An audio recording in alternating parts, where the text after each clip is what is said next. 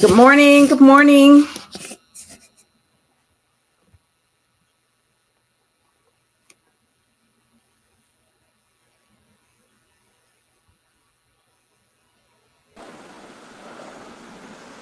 Good morning, Valerie.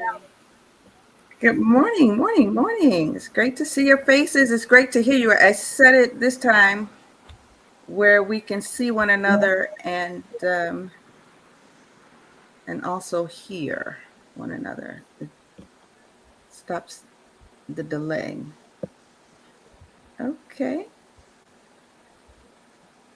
Well, you I don't want see to see Annie. me. Does anybody remember Romper Room? I'm getting ready to Yes, really age myself. yes. I Remember remember they Rob Room. they used to open what they say. I see Annie. I see I know. Georgetta. I see Mhm. Kat and Value One. Yeah, I'm sorry I didn't set the form up properly for your name. So you're a value. Okay. Alrighty. Um, So so Valerie, this is Diane. I'm gonna put mine on mute, and I probably go in and out because I'm at the laundromat. okay, awesome. Alrighty. We will get started in just a moment. We are live streaming. I want to welcome Kat Carter. She's here from Buffalo, New York. That's wonderful. We're based in Chicago. I'm trying to see if there are others from other states and cities. So far, I see everyone is from Chicago. Everyone else is from uh, Plainfield. And I'm assuming that's Plainfield, Illinois. Yes, ma'am. Douglas. Okay. Yes. Okay, great. All righty. We will get started in 2 minutes. I'll wait until 9:05. And again, thank you guys so much for joining us. And as I indicated last week, I'm going to share my screen and I won't be able to see you. So if you could post questions, as I speak it, this one won't be quite as long as the other because we only have to go through 13 questions and not 31. But still, as I speak, if you can, share your questions in the chat, and then I will come back and we can talk about it. All right. So I'm going to get ready to share my screen as we wait for others.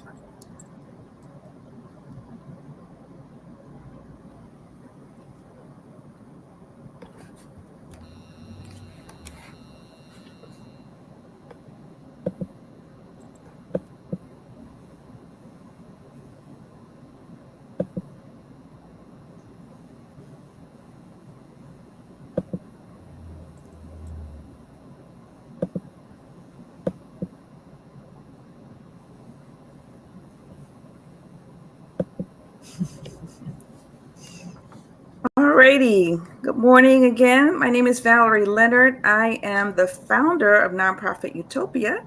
We are the ideal community for people who want to start, manage, and grow nonprofit organizations. This presentation is from our academy. We just started a new online academy, and our first course is going to be how to start a new organization in 90 days. Today, we are doing a free webinar, and this is the second of three. Last week, we talked about the 31 questions that you should ask yourself and hopefully answer before you start a new organization. And today, we're going to be talking about the 13 major reasons, most common reasons. These are not the only reasons, but these are the most common reasons the IRS says no. And when I say they say no, typically what happens is they'll read the application for tax exempt status, and there will be items that need to be corrected, or they may have questions, clarifying questions. And sometimes people go back and forth so many times that they just get discouraged, right? And may not follow through with the process. And the purpose for today's webinar is to really help you to navigate that and help you know some of the reasons ahead of time so that if and when you do actually apply for tax exempt status, there'll be at least 13 things you don't do, right? And so we'll go over that. I'll answer your questions that you might have. And then, too, I will also be asking, whether or not you had a chance to complete any of the exercises from last week's workbook. It'll be interesting to see how far you've gotten. All right. So, without further ado, we're going to share the first reason. And the very first reason, or the most common, is actually using common language to describe your purpose. So they'll ask you questions about your purpose, and silly us, we tell them or anyone exactly why we started the organization. We might even talk about our mission. We might even talk about what we do, but that is a no-no. Common sense gets you no brownie points with the federal government. So do not, I repeat, do not give a common answer using common knowledge, common language in order to answer that question, right? In the state of Illinois, when you're doing your articles for incorporation, there are 33 allowable purposes. So you get to choose from a list of 33 purposes, but it's conceivable that just because your articles of incorporation is accepted in the state of Illinois or state of New York, whatever state you're in, and still, hear me out, still not pass muster with the IRS. Why?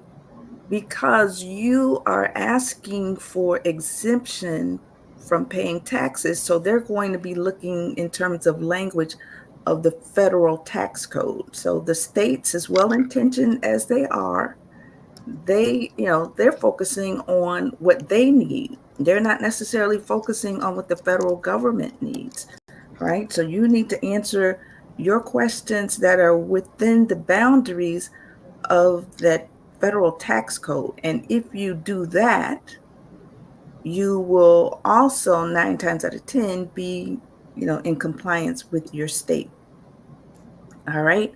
So you want to copy this language verbatim. This is one time where it's absolutely okay. In fact, the only way to go is to plagiarize, right? So when you do your articles of incorporation, and we'll talk about this in detail next week, we will literally go through your articles of incorporation for the state of Illinois. I see that we have someone from the state of New York joining us, so we can do an example from the state of New York. And if there are others from other states, I will make sure that we have those forms available too.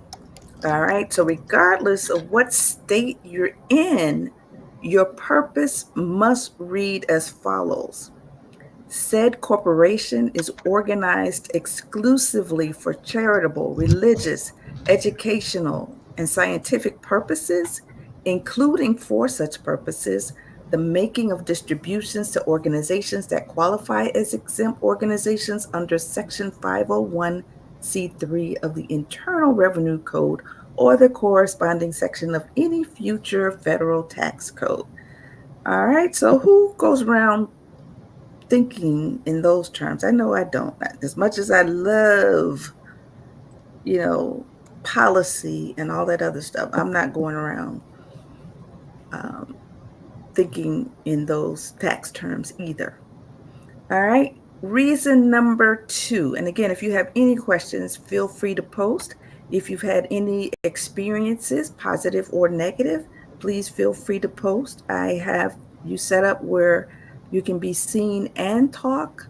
So feel free at the appropriate time to share your experiences. Reason number 2.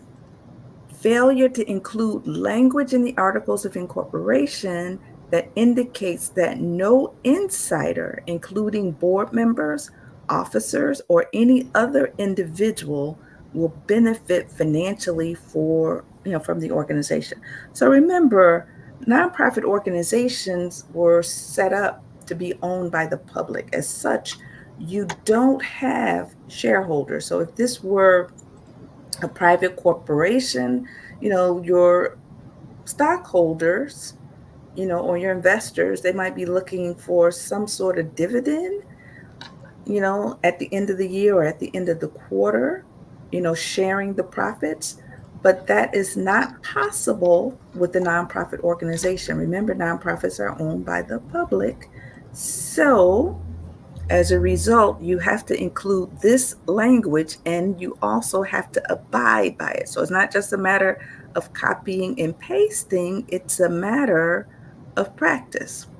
So no part of the net earnings of the corporation shall inure to the benefit of or be distributable to its members, trustees, officers, or other private persons, except that the corporation shall be authorized and empowered to pay reasonable compensation for services rendered and to make payments and distributions in furtherance of the purposes set forth in Article 3rd hereof. So when they say Article 3rd, so these are within your Articles of Incorporation.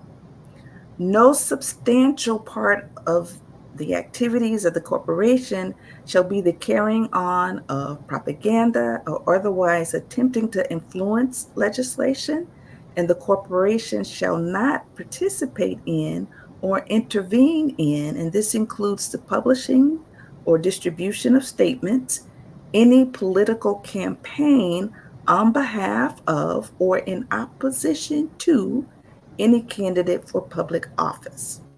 Notwithstanding any other provision of these articles, the corporation shall not carry on any other activities not permitted to be carried on A, by a corporation exempt from federal income tax under Section 501c3 of the Internal Revenue Code, or the corresponding section of any future federal tax code, or B, by a corporation, contributions to which are deductible under Section 170C2 of the Internal Revenue Code, or the corresponding section of any future federal tax code.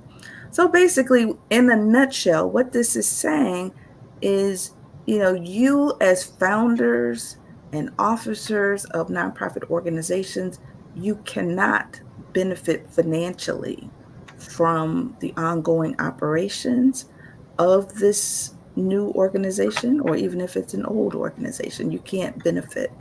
And you also can't get involved in partisan politics. You can get involved in policy advocacy work, you can get involved in lobbying, just so long as you don't spend a substantial part of your time lobbying. You should be spending the bulk of your time engaged in charitable purposes. Reason number 3: failure to include language in the Articles of Incorporation that indicates that upon dissolution of the corporation, the assets will be used for a tax exempt purpose. So, for whatever reason, if you find that the organization has to close down and you are winding down, then you have to make sure that the assets are not distributed to the people that work there, not to the board members, but to other organizations in the community that are arranged or they're incorporated for a tax exempt purpose. And this is what the language looks like, and you have to include this in your Articles of Incorporation. And we will talk more about that next week. So it says, upon the dissolution of the corporation, assets shall be distributed for one or more exempt purposes within the meaning of Section 501c3 of the Internal Revenue Code, or the corresponding section of any future federal tax code, or shall be distributed to the federal government or to a state or local government for a public purpose. Any such assets not so disposed of shall be disposed of by a court of competent jurisdiction of the county in which the principal office of the corporation is then located, exclusively for such purposes or to such organization or organizations as said court shall determine, which are organized and operated exclusively for such purposes. And again, you need to copy this verbatim. Don't put this in Chat GPT trying to make it sound better. I guarantee you that's a recipe to have your application dinged and returned to you for further clarification. Reason number 4, the board structure and relationships among the board members provide opportunities for private inurement. In other words, it looks like the people who are running this joint are organizing it and they are getting money from it. So they created this as a business venture so that they can profit versus actually doing it so that the community benefits. So here's an example from the IRS. Tax exemption was denied to a college that had 5 family members as all of its trustees and 3 of them as its shareholders because of private inurement in the form of constant commingling of the funds of the shareholders and the college. So they were able to do what they call pierce the corporate veil. When you are commingling your personal funds with those of a corporation and you need to be audited or the IRS needs to go after you for some reason, they can pierce that corporate veil and you and your personal assets are no longer protected, even though you are working for a corporation.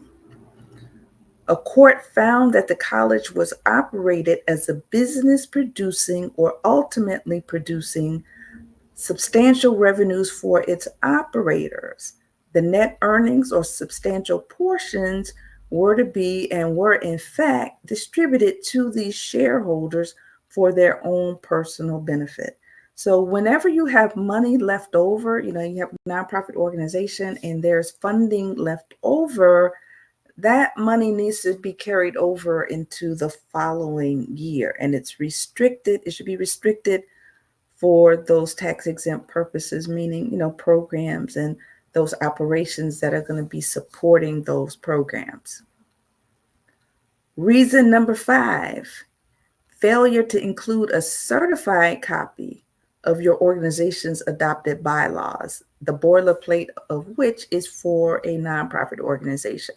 So when we say certified copy, we mean that there should be a letter of certification or statement of certification signed signed by your board secretary that, these were approved by the board on such and such a date at such and such a meeting. All right. And make sure that the form you're using are nonprofit bylaws and not for-profit bylaws. Sometimes people get the two confused. They might send in bylaws for-profit and the IRS needs to return. All right, so it's helpful to include language that, one, describes the organization's tax-exempt purpose. So yes, you're going to mirror that IRS language. And if that seems too vague for what you intended, because notice that tax-exempt language does not talk about what it is you do. There are certain organizations, when they speak to their purpose, they will have that tax exempt language, and then they will add another sentence to the effect, they'll say specifically, and then they will indicate their purpose statement or their mission statement, et cetera, et cetera. So whatever you put in your articles of incorporation, it might be helpful. It's not mandatory, but it's also helpful to also include that in the bylaw so there's consistency all around. So you want to describe the organization's tax-exempt purpose, and then you want language that precludes insiders from benefiting financially. So remember the enormment clause or the non-enormment clause. You have to make sure that that's there. So it might be helpful to not only put it in your articles of incorporation, but put it in your bylaws as well. And then you also want to have the dissolution clause, which tells what happens in the event that you have to wind down operations, you have to close down. And again, it needs to be consistent throughout the organization. So whatever you put in the articles of incorporation, you should also include mirroring language in your bylaws. Valerie, Yes, ma'am. I'm sorry to interrupt. Um, what was the name of the document that the secretary needs to fill out to certify the bylaws? This the bylaws. Oh, it's a certification. So it's Yeah. just a slip of paper in the front, and it will, have a statement. This is to certify, or I so and so. I state your name, the secretary, Okay. certified that these bylaws were um, Okay. ratified. Blah blah blah. If you need a sample, I can share that with you. Thank you. Alrighty. Reason number 6. The description of the organization's activities does not provide enough information or reveals or give the impression that the organization does not exist for a tax exempt purpose. All right, so it's very important that when you describe your activities, you convey that you're in business for a tax exempt purpose, for a charitable or a scientific or educational purpose.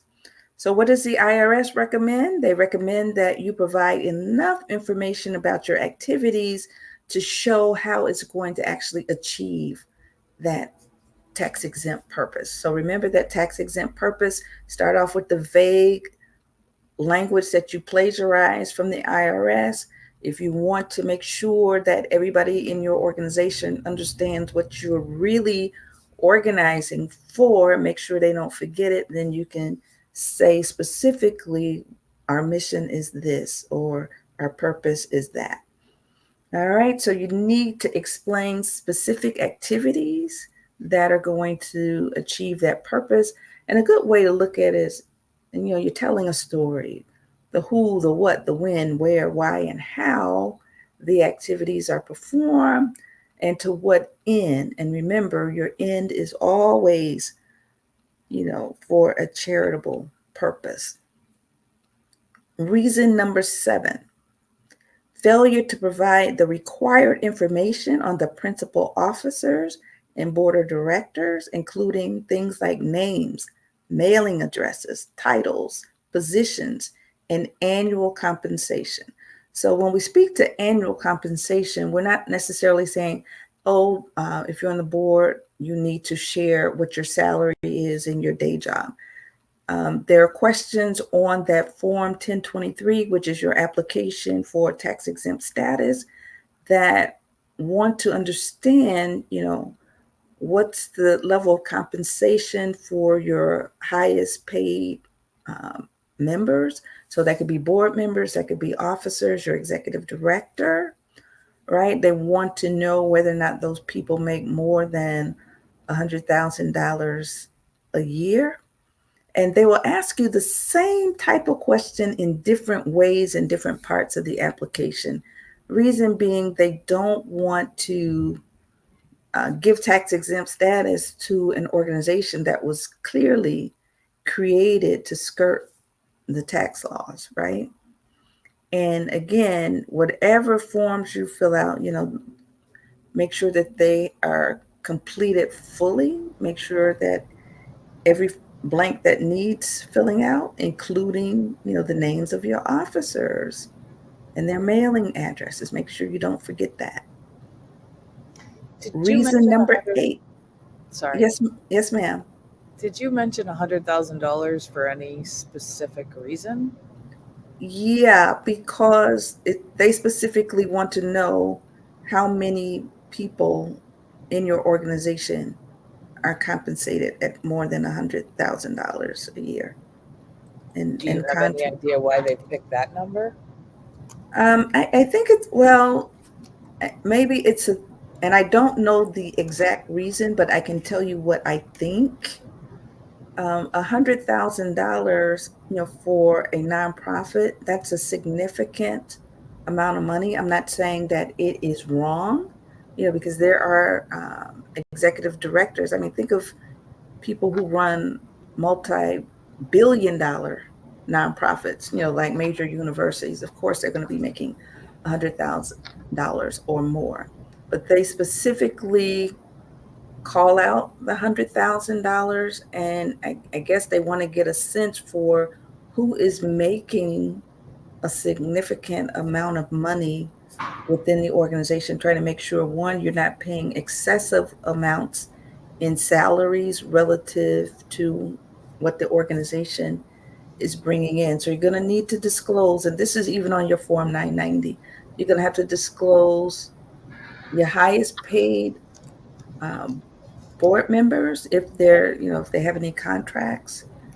et cetera, et cetera, your highest paid employees, and anybody who is making, that you're paying over $100,000. Those need to be disclosed. And we also need to make sure that the application is signed by an authorized individual.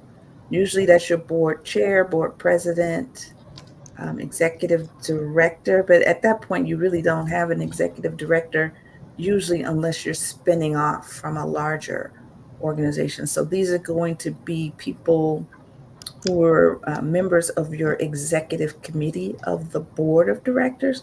So president, vice president, treasurer, and secretary. You can't have a taxpayer's representative to sign off on the application, right? So it needs to be someone who is actually empowered to be a fiduciary over the organization's assets. All right. Reason number 9, failure to provide complete financial data. All right. So you want to look at the instructions in your application to get tax exempt status. So that's your Form 1023. And they will give you explicit instructions as to how much information you need to provide based on how long your organization has, been in existence. And then you want to make sure that all of your numbers are right. And I would recommend, for right now, we need to type in all of the information in our forms, and there will be, I guess, automatic formulas where they automatically add up, but you still want to print it out and make sure everything ticks and ties. Make sure there's no discrepancy in the numbers shown in one section versus another. Reason number 10, failure to include your fiscal year end. And sometimes fiscal year end, that word, that term scares us. But all that means is, how are you keeping track of time? What 12-month period? Is your 12-month period the calendar year, which is January through December? Is it a fiscal year? Sometimes people like to have their fiscal year coincide with their major funders. Like if you're anticipating a bunch of state funding, your fiscal year, and when I say state, I'm talking about the state of Illinois. It may be different in other states, but the state of Illinois' fiscal year ends on June 30th. So you might consider aligning your fiscal year end with the state. Your major funder may have a different fiscal year end. So you might consider alignment with one, your major funders' fiscal year end, but two, you might look at where is the greatest activity for the year, right? You're at the high point, the peak of your activity. For retailers, the peak of the activity is December 31st, because that's Christmas time, right? Christmas and New Year's, So their fiscal year typically is going to be December 31st.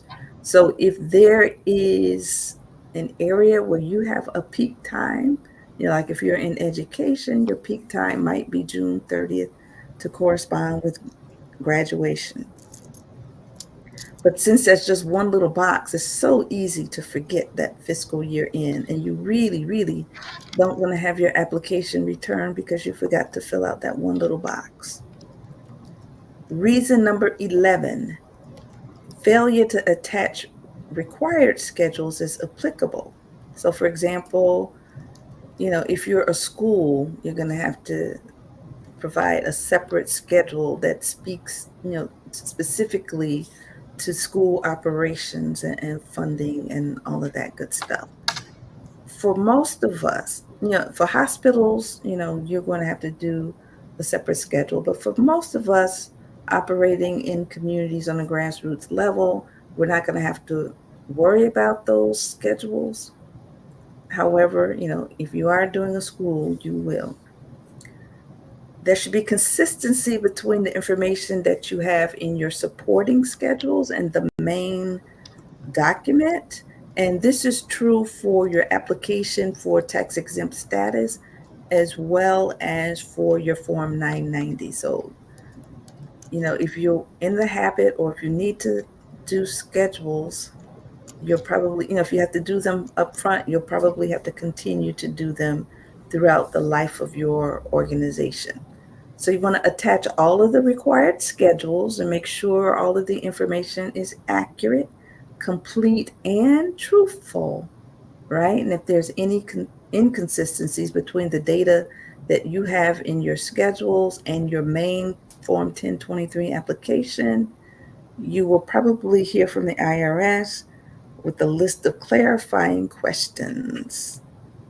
And of course, every time they have to send it back, that's time that you're losing that you could be spending actually doing the work that you were called to do. Reason number 12, failure to attach a copy of the Articles of Incorporation or other organizing documents. So some people, when they start their nonprofit, it might not be organized as a nonprofit. They may have some other entity. It could be, there's some groups that come together. They're not necessarily incorporated, but they're collecting money. They have collected, say, more than $25,000, a substantial amount of money where they can no longer be off the radar of the IRS. So there needs to be some bylaws or something that demonstrates that there's an organization in place, whether it's a formal legal entity or an informal entity. That organizing document needs to be attached. Why do they want to know that? One, they want to make sure that you're in compliance with your state's laws. Two, they want to make sure that you're in compliance, that your bylaws are in compliance with federal tax laws. All right.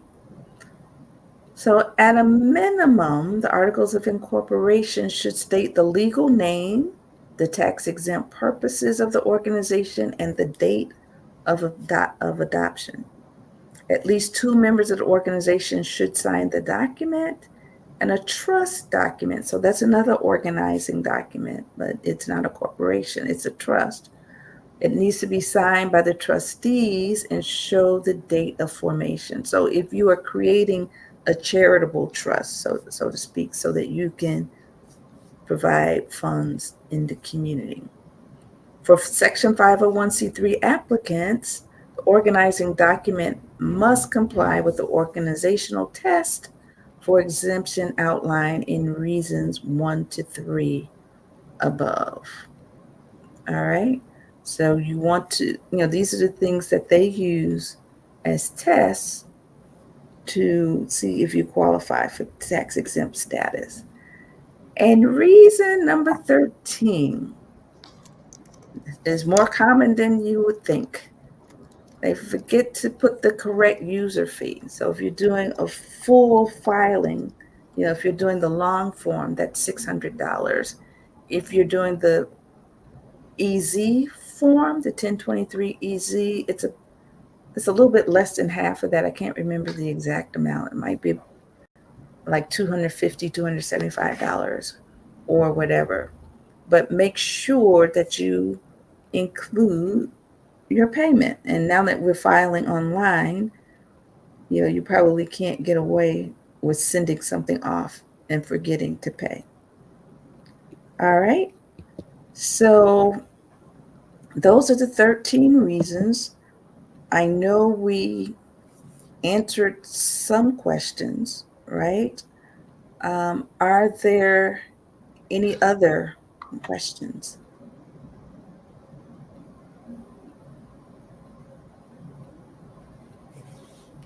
Okay. Are there any comments?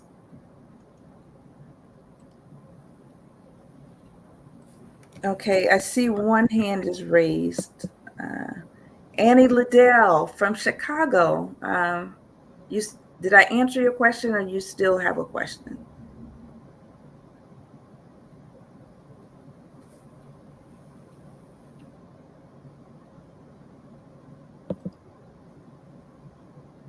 Okay. Annie, are you still with us?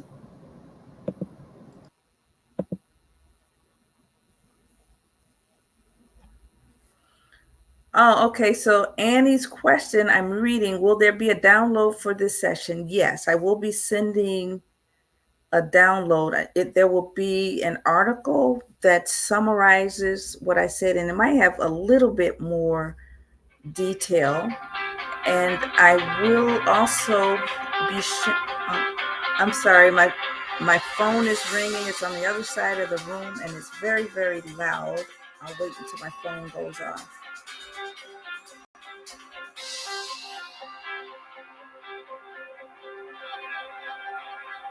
Okay, so there will be a download, and I will share that when I share the recording. It won't be a workbook, but there will be an article. All right. Kat Carter, my nonprofit is formed in Connecticut. All right. And then Kat, I guess that was you who were asking what. Yeah, those are older messages. Yeah. Okay, what was the name of the okay, so yeah, I think we did answer that. So for people who are just joining us, the question is, what was the name of that document that certifies bylaws? It's a certification, and I can share a sample of what that certification looks like. It's nothing mysterious. It sounds mysterious because we use yeah, because we use those names, um, certification, right? But there's nothing mysterious about it. It's nothing hard. So I will make sure that I get you a sample of what that certification looks like.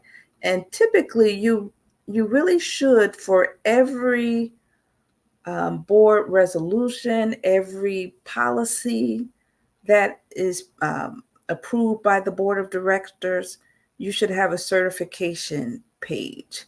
That way, whoever is reading it, they're not part of the organization, they can see that this is quote unquote the official document. It's not something that someone just put together and passing it off, right? So it will have the signature of the secretary and the date that it was voted on and passed. And then, Annie, to the best of my knowledge, you are not alone. All right. Are there any other questions? I went through all 8 of the questions. All right. So we've got one more free webinar. Hold on, I see someone's. Annie, is that your hand raised? Can you see me? Hold on, let me check.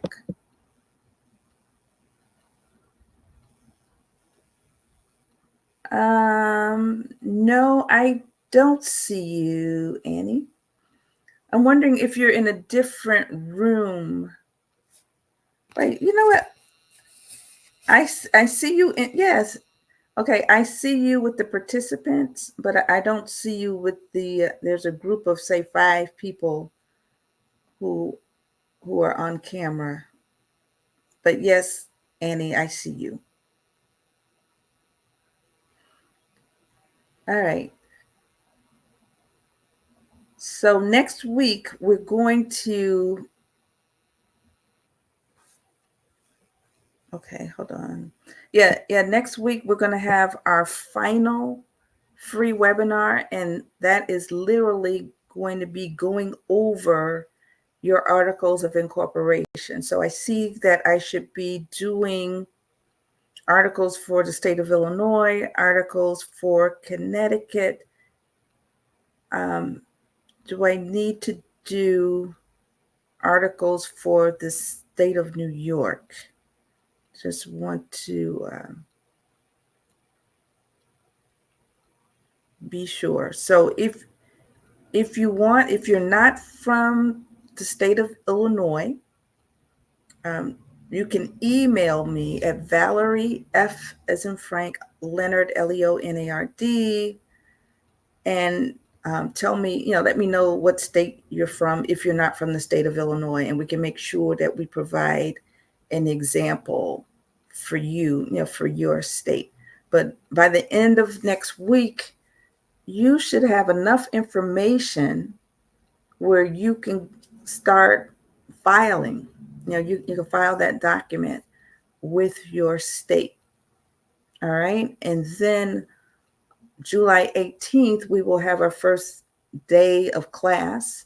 We're going to be doing an online course, 90 Days to a New Nonprofit, where we take you through all the steps of starting a nonprofit. So we're going to show you how you can file your state and federal documents. We will show you how to determine whether there's a need as well as a demand for your organization. And if you need to pivot, we can help you with that. We will show you again how to complete each form at the state level. We will review the forms before they are sent out. And we will also, depending on what level you come in at, we will show you how to pitch your idea. So you'll have access to information, from David Beckett, who is a world-renowned expert in startups and helping, new ventures, the owners of new ventures to actually pitch. And I think a lot of the lessons shared there are very, very applicable. So we'll show you how to do your bylaws, show you how to get ready for your very first meeting of the board of directors, show you how to make a case for support. So, and then I guess the most important part, you want to walk away with having completed all the steps that you need to get your Form 1023, get your tax exempt status. We're actually going to show you how to do the Form 1023. We don't have control over, when the IRS will actually approve your application, but we will walk you through line by line how to do the Form 1023. All right. And there will be a chat room where you can ask questions. And depending on your level, your level of access, you will have at least one-on-one session with me, or 3 one-on-one sessions with me.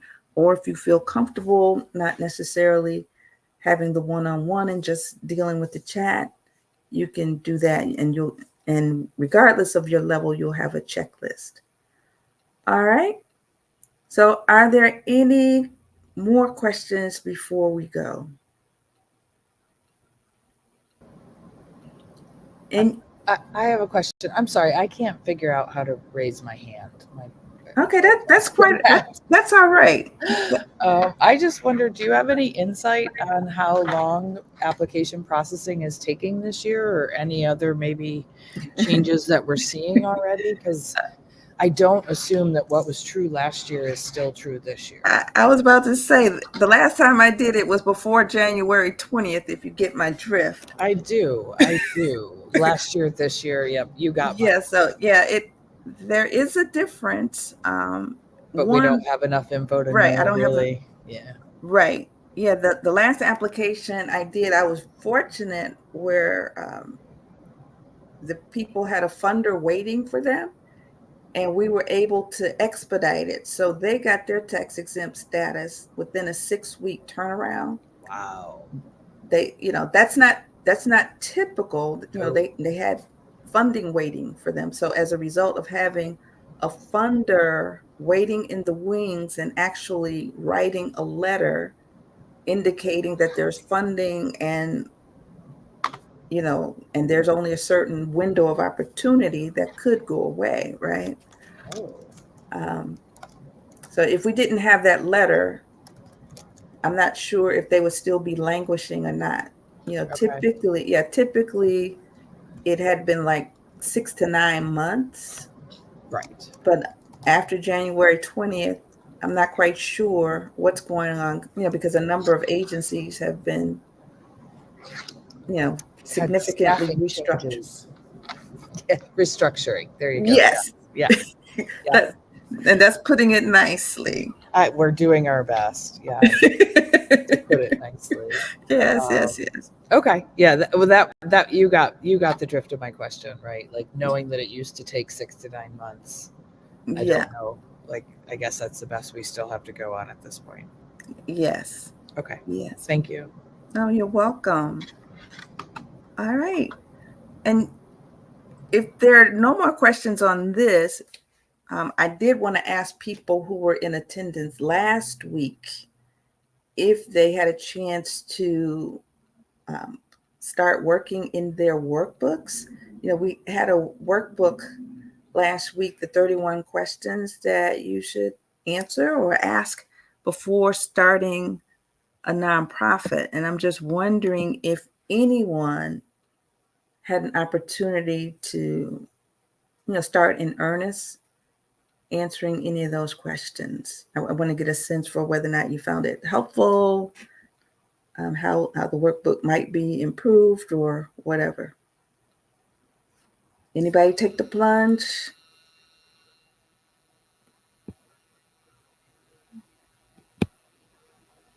Oh, Fumi, I see you're from Nigeria. Are you still here? Are you living in the United States, or are you living in Nigeria?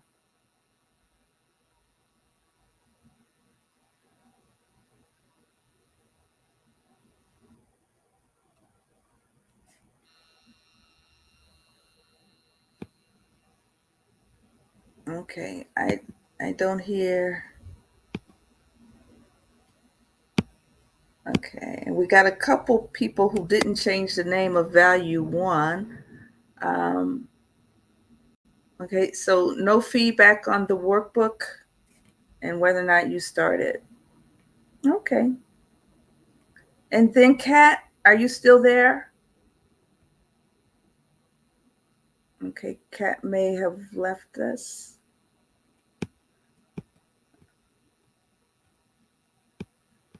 All right, if you're not from Chicago or the Chicago area, can you let me know how you found out about this? Douglas, I see you're from Plainfield. How did you find out about today's session? I found out about it from a colleague in Chicago. So Okay, Plainfield isn't very far from Chicago, as you well know. So right. yeah, so I'm technically from Chicago, just live in Yeah, Plainfield. yes, it's the same metro area. Yes, ma'am. Okay, Alrighty, so it looks like there are no further questions. I'm going to be sending out a recording. I want to say thank you all for spending your time with me. You could have been doing other things easily, but you chose to spend your time here. So I'll send a recording. I'll send you a copy of what that certification should look like, and I will send you a copy of the article. All right. So without further ado, I want to say thank you and I want to encourage you to join us next Wednesday. And again, next Wednesday, that will be our final freebie where we're going over how to incorporate without an attorney. All right. So take care. Have a good day. Thank you. Okay, you too. Hey, Valerie. Yes, ma'am. Okay. Whew. I was trying to speak earlier. This is Fumi. I was trying to Hey. speak earlier, but yeah, so I had to change devices. I don't know why it wouldn't let me. But yeah, so I guess I'm in a bit of a, if I had actually started to send you an email, I'm in a bit of a I would say unique situation. My dad had registered the organization in the U.S. as a non-profit. I mean, I was in the U.S., but I'm currently in Nigeria. He registered the organization as a non-profit and actually got 501c3. But then he died suddenly, and then I came here because there's sort of like a complementary, if I would say, organization here. So Uh-huh. I came here to sort of run that. Well, and then the chairman of the board was the one sort of keeping up with all the filing and all of that, even though the one in the US had not actually started any kind of operations, but we still had to file like annually. Mm-hmm. But then the chairman of the board died Oh, about no. 3 years. Yeah, it was crazy. Um, and I just was not able to keep up with the filing. So we've lost our 501c3 status. Mm-hmm. So it's just how do we go about restoring that? Gotcha. Because now I'm at the point, and the regulations are so different because we have to keep up with a whole bunch of stuff here that it was just too much. And then a whole lot of, we need to also restructure the board and all of those things, which is a bit challenging to do remotely, but I want to try to see what we can do so we can get reinstated and then start operations. Okay, awesome. So you're living in the States now? I'm currently in Nigeria, but I Oh, you're want to in return Nigeria. to the US. Yeah, I Gotcha. want to return to the US probably in the next within the next 3 years. So I want Okay. to get things set up so that I can do that Yes. when I come back. Okay. Do you know what state you plan to come back to? Most likely Maryland. It was Maryland. registered in yes, it was registered in Delaware, but it was I don't know why it was registered in Delaware, Mm-hmm. but it was registered as a Maryland organization. Okay. And So so what state do you prefer, Maryland or Delaware? I've never lived in Delaware. I always lived in Okay. Maryland. So definitely Maryland. Okay. I know It's so nothing funny. about Delaware. Did you ever live in Maryland? Yes. I was in the US for 20 Okay. years, more than All 20 right. years. Yeah, because I was about to say the Yes. way you said Maryland, you sound like you're from Maryland. Yeah. That Maryland I really mean, I came spent out when you said that.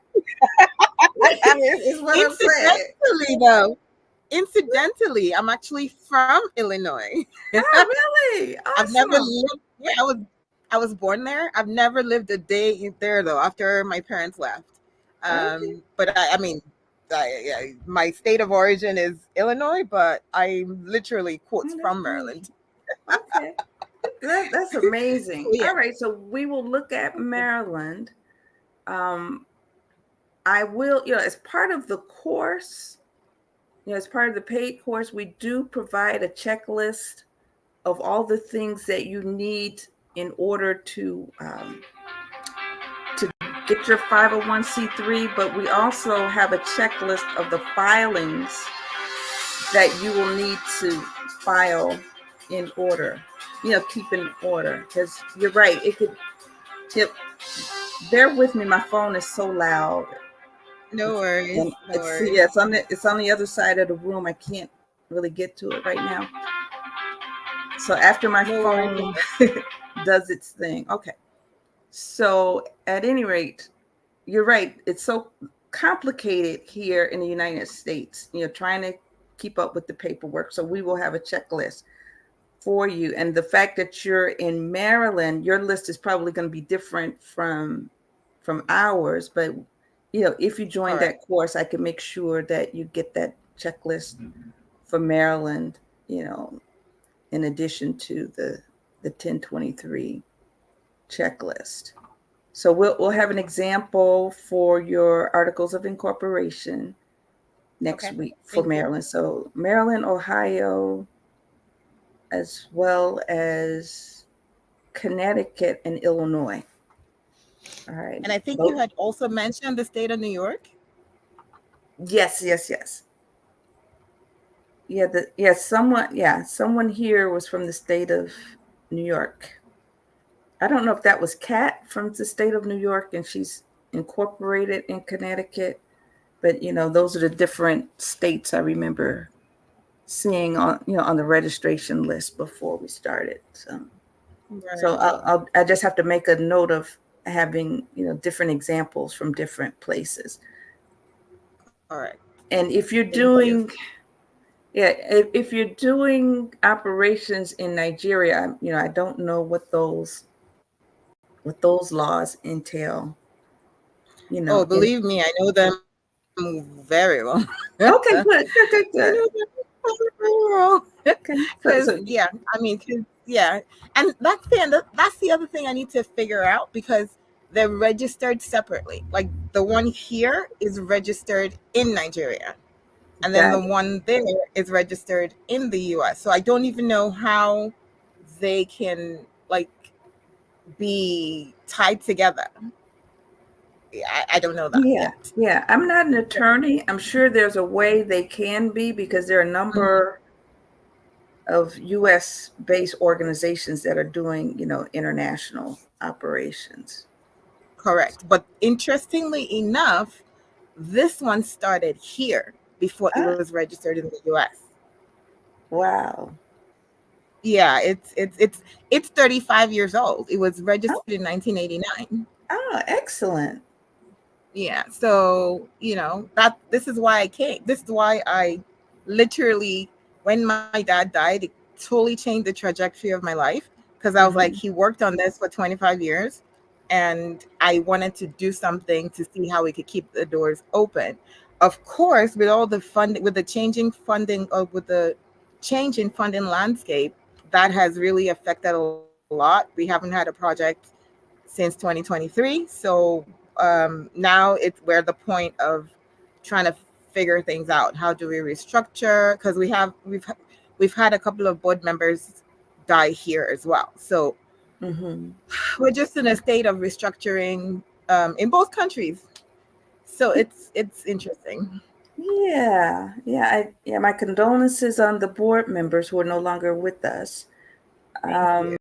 Is this a medical group, a healthcare organization? I'm curious. It's focused on nutrition. So looking at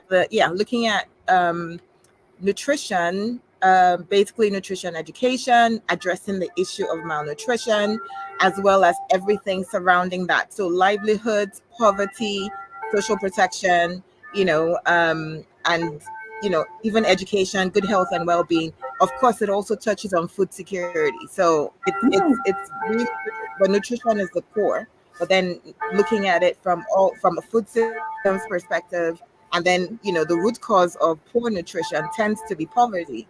So then we also look at the idea of social protection programs and how do we improve people's livelihoods. So yeah. Oh, that sounds exciting. And it probably was easier to find funding before January 20th. Yes, ma'am. Is my guess. Yes, ma'am. Yes, ma'am. So. Yes, ma'am. Well, Yeah, I hope you can. I hope you can take the class, because this sounds very, I don't very know. interesting. How did you find out about these We webinars? I'm on a lot of mailing lists. Mm-hmm. And I think I just came across, I think it was Nonprofit Hub or something that I saw it advertised. And because of the fact that, we're under resourced, Mm-hmm. severely and significantly under resourced. And Mm-hmm. right now the Nigerian naira is about 1,600, about 1,600 to 1. Wow. So we're even more under resourced because the Nigerian naira doesn't really go far. Okay. So Gotcha. I try to take advantage of as many free resources as I Yeah. can so that I can grow my knowledge and Mm-hmm. help see how we can move the nonprofit forward, Yeah. because yeah, it's a lot of work. I know. I know. It's interesting. People, you sound like you're in this with your eyes wide open, but people think that, oh, it's nonprofit, that it's going to be easier. It's actually harder. Oh It's no, and the no, it is return, harder. yeah, because the regulations are there, and sometimes it's harder to sell people to give than to sell a product, right? Yes, yes, exactly. And that's the thing about it. I've only now recently, I mean, I wish I knew this 10 years ago, but I've only now recently realized that we can't run a nonprofit. We have to run the nonprofit like a business, Yep. which is why it's harder, because now we have to know everything about business. And then we also need to know everything about the mission, because we're mission oriented Yes. organizations. So it's double the work, because we're pursuing mission, we're trying to fulfill the mission, but we also now have to do business. We have to manage the organization like a business, which requires a different set of skills. So it's much harder, because we're basically doing like 10 jobs Yep. Yep. for the Yes. pay Yes. of less than one person. So it's like, come on, Yes. at least help us out and donate. Right. And when you're done with that, once you flesh out your models and all that good stuff, you'll actually be ahead of the curve. Because I don't know that many nonprofits quite see it that way yet. Yeah, So, it's not, and that's the thing. I think this is one of the things that, you and I guess I didn't go to school to learn to be part of a nonprofit, and neither did I work in a nonprofit before becoming the executive director of one. So I've had to do a lot of self learning, and mhm. that's probably why I eventually came to this realization, which is only like what, a year or two ago. So it's even that, you know um Mhm. Oh, my phone is so somebody loud. really wants to talk to you. Right, right, right. Yeah, bear with me. I put my phone on loud because it's in a different space, but I tell you, Right. I No, no didn't realize how worries. loud it No worries. was. Okay. No Okay. worries at all. But yeah, so I think this is definitely something that maybe it's something you could consider. Maybe starting a mentorship program for nonprofit executive directors, and then this would be part of the thing that you communicate to sort of say, yes, pursue mission, but you also have to think about these things and this things and this things. Yes, yes, yes. I have a video, your first 100 days to a new your first 100 days as an executive director. Oh wow. Yeah, go to my YouTube channel. I'm going to do a coaching. Boy, I'm worried. Just people keep calling me. Yeah, Yeah, I'm I going should to do probably a let you coaching go. program. Mhm. Wait, just a moment. Okay, I'm sorry. Yeah, I'm gonna have to get off very shortly. No I'm worries. gonna No worries start. at all. Okay, I'm gonna start a coach. Dang. All right. All Yeah, right. they really need to talk to you. No Yeah, worries. yeah. So I'm gonna have to go, but I'm gonna start a coaching program based on that video. But Okay. look at the video. I'm It gonna check it outlines. out for sure. Yeah, the first 100 days. So go to Nonprofit Utopia YouTube. First 100 Mm-hmm. days as an executive director. I think I started watching that actually. Oh, okay, excellent. So I think that's a basic blueprint. Hmm. Okay. Okay, I definitely will check that out. Thank you so much. All righty. Okay. All right, Oh, guys. one more thing, please. Yes, ma'am. One more thing. I missed the session last week. Is Mm-hmm. it possible to get the recording and the workbook? I missed Yes. because of the time difference. I miscalculated the time, and so by Okay. the time I joined, it was already over. Oh, yes. Yes, yes, yes. I will do that. Thank you so much. I I will do appreciate it. that. Okay, Okay. thank you. All right. I'm You're really welcome. grateful. I'm sorry for taking up so much time. Oh, no. No worries. No worries at all. You know, I'm here to All right, answer thank you. questions, but I do have to go. I'm kind of concerned that those that phone kept ringing like that.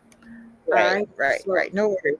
No worries. Thank you so much. I really appreciate your time. Thank you. okay. All right. Great.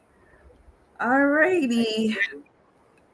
I see that we still have some people, but I'm going to need to stop now and take care of what's going on here. All right.